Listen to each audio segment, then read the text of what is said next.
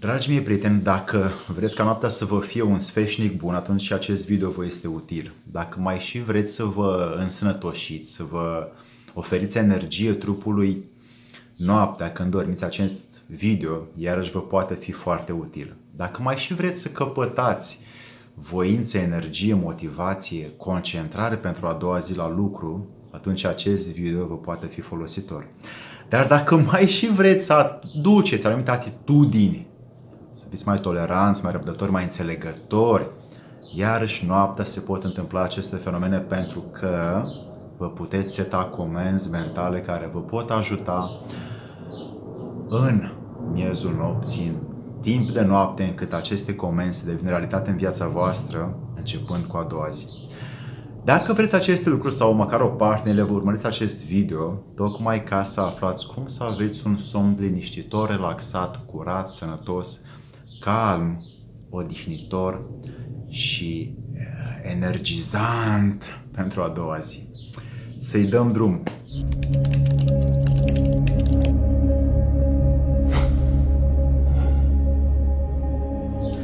Dragii mei prieteni, pentru că somnul este sau poate să fie și un excelent instrument de învățare, atunci hai să verificăm să folosim somnul ca o metodă prin care putem să aducem anumite comportamente și atitudini în viața noastră, pentru că prin somn noi putem să furăm ceva timp din viață pe care l-am alocat învățării când suntem cu ochii deschiși. De exemplu, noaptea, dacă ne spunem, sau în timp ce ne culcăm, dacă ne spunem, eu mâine voi fi mai atent cu familia mea, voi fi mai atent cu colegii mei, atunci peste noapte această afirmație, sugestie se va realiza.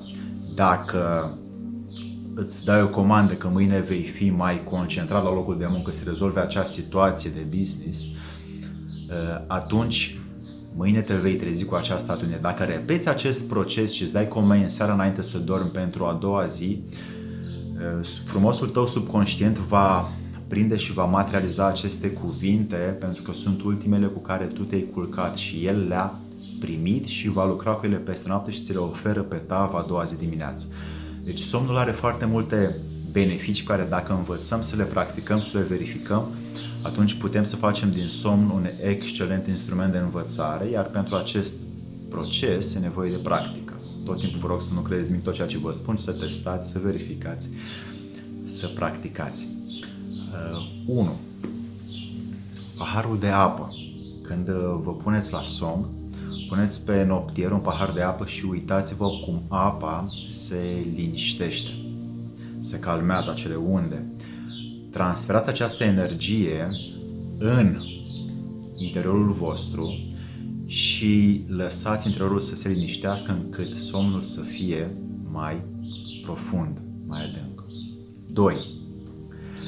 Oprește tehnologia cu o oră înainte să te culci. Tehnologia are foarte multe radiații, mai ales din telefon, laptop, computer pe care creierul le absorbe și un creier care adorme cu tehnologia în cap și te uiți seara și ochii primesc acele unde vibraționale,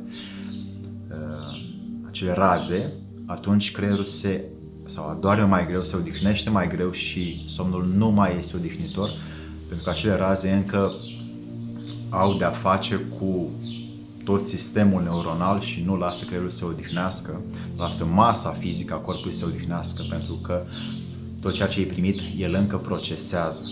Așadar, oprește tehnologia și fă, dacă vrei, o tehnologie de gânduri curate, de gânduri de sănătate sau de gânduri de devoțiune, de iubire, de acceptare la tot ceea ce este în viața ta înainte să dormi, pentru că acestea îți vor rămâne peste noapte în creier și cu acestea te vei trezi dimineața. 3. Pregătește camera de lucru. De lucru către somn, evident. Dacă pregătești camera, vei dormi excelent. Ce înseamnă să pregătești camera?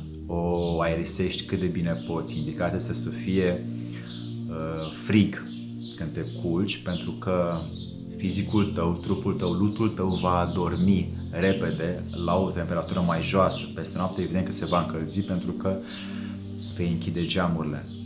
Dacă poți dormi cu geamul deschis, e foarte tare pentru tine, pentru că ai și o respirație mai proaspătă și plămânii se și curăță.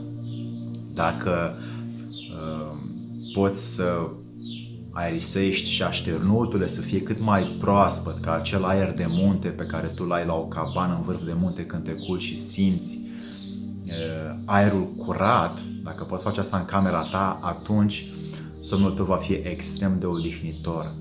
Și dacă totuși este foarte cald, evita aparatul de aer condiționat, pentru că acesta produce un aer artificial și îngreunează căile respiratorii care se îngreunează și ți automat somnul. 4. Relaxarea fizică.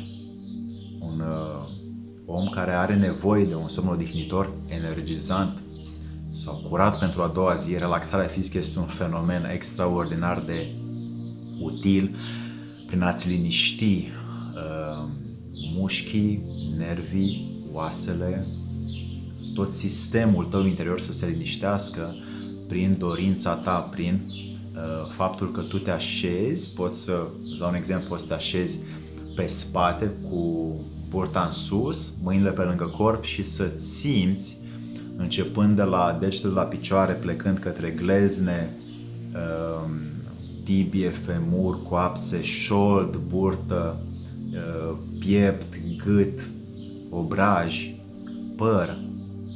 Toate aceste elemente ți le poți vizualiza cum se relaxează și aceste contracții care sunt în mușchi și în aceste zone se vor relaxa prin comanda pe care tu o dai, prin intenția pe care tu o dai lor să se liniștească. În clipa în care acestea sunt liniștite, relaxarea fizică pregătește și face loc minții să se descotorosească de problemele și de rutina și de grijile vieții și atunci intri într-un somn atât de adânc încât o să iubești la nebunie acest fel de a dormi. Și 5.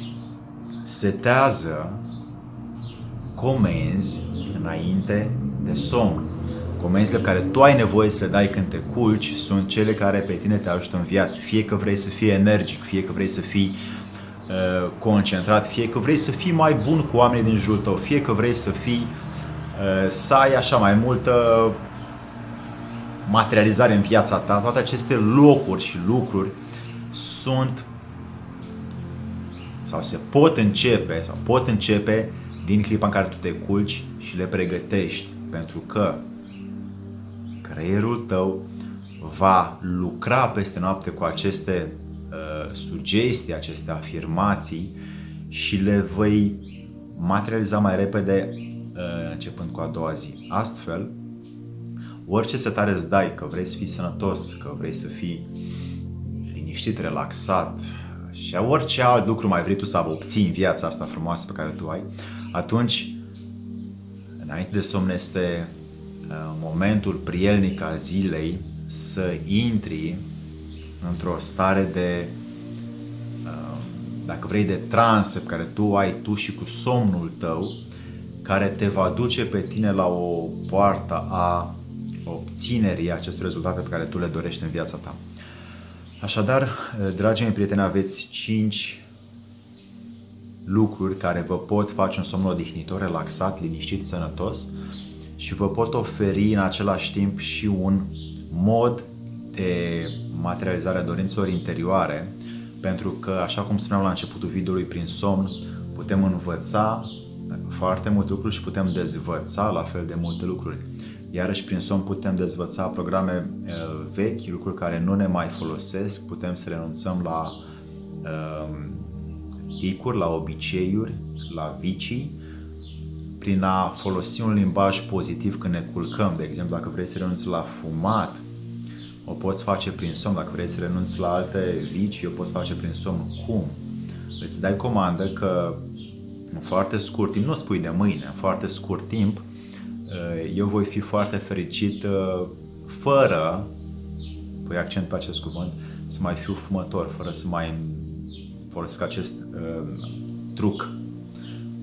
Și atunci, orice fel de limbaj folosești ca scap de vicii, folosește un limbaj pozitiv care te va aduce pe tine în câteva zile, o să vezi, sau în câteva săptămâni, prin practică și verificare, să elimini încet aceste vicii, pentru că frumosul tău creier va lua și va comanda comportamentului să facă ca atare și tu vei scăpa de aceste vicii și vei avea un somn odihnitor și o viață extraordinară. Să-ți fie de bine!